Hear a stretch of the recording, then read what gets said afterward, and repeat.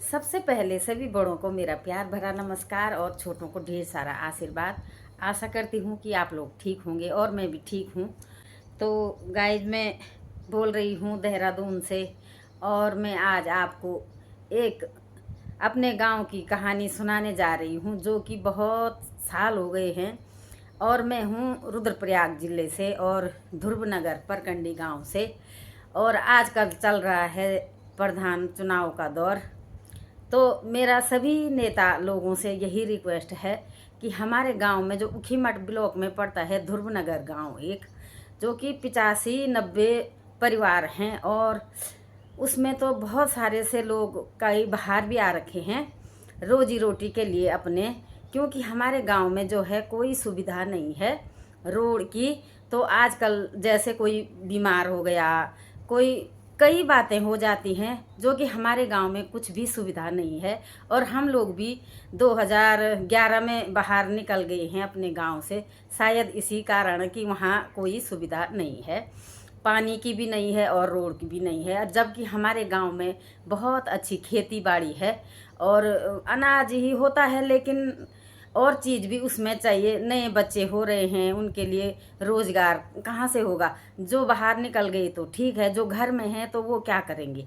जैसे रोड आ गई तो कोई दुकान खोल दे, कोई कुछ हो जाए, कोई बीमार है, कोई बुजुर्ग बीमार हो गया, कोई बच्चा होने वाला है, पर सबके लिए तो बड़ी दिक्कत होती है। 1-1.5 किलोमीटर सिर्फ दूर रोड है हमारे यहाँ से। और सभी नेता लोगों से मैं यही रिक्वेस्ट कर रही हूँ कि हमारे गांव में इस बार पक्का रोड आनी चाहिए। जब भी प्रधान का चुनाव होता है तो सब लोग बोलते हैं हम आपके गांव में रोड लाएंगे, लेकिन हमारी भी आधी उम्र हो गई है, लेकिन हमने यही सुना है कि हम रोड लाएंगे, लेकिन आई आज तक कभी नहीं है। अब पता नहीं कब आएगी। और बिल्कुल कमी तो है, दो ज़्यादा से ज़्यादा 1.5-2 किलोमीटर बैंड बूंद पड़ के, वैसे तो 1 किलोमीटर है।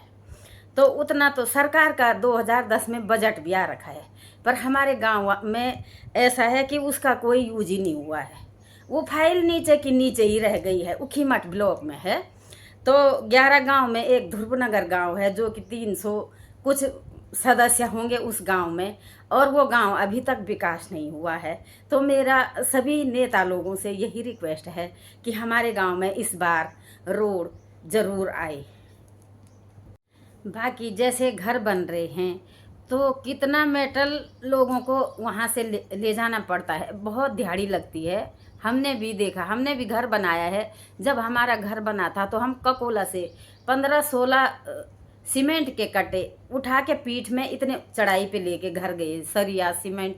लेकिन उस टाइम हम जवान थे, लेकिन आजकल के समय में इतना कौन करेगा? सबको फैसिलिटी चाहिए, सबको फैसिलिटी होनी चाहिए। और खच्चर में, सरान में बहुत पैसे लग रहे हैं, है ना। इतना दूर से पहले ही बड़ा चढ़ा के तो हमारे यहाँ जाता है सामान, दूसरे में वहाँ रोड की दिक्कत। आजकल हमारे गढ़वाल में भी ना, कहीं भी जाओ घर घर रोड है सबकी, लेकिन हमारा गांव सबसे पीछे रह गया है ना। तो मैं सभी नेता लोगों से मैं यही रिक्वेस्ट करती हूँ कि हमारे गांव में पक्का इस बार रोड आने की कृपा करना। तो सभी लोगों से मेरा यही निवेदन है। धन्यवाद।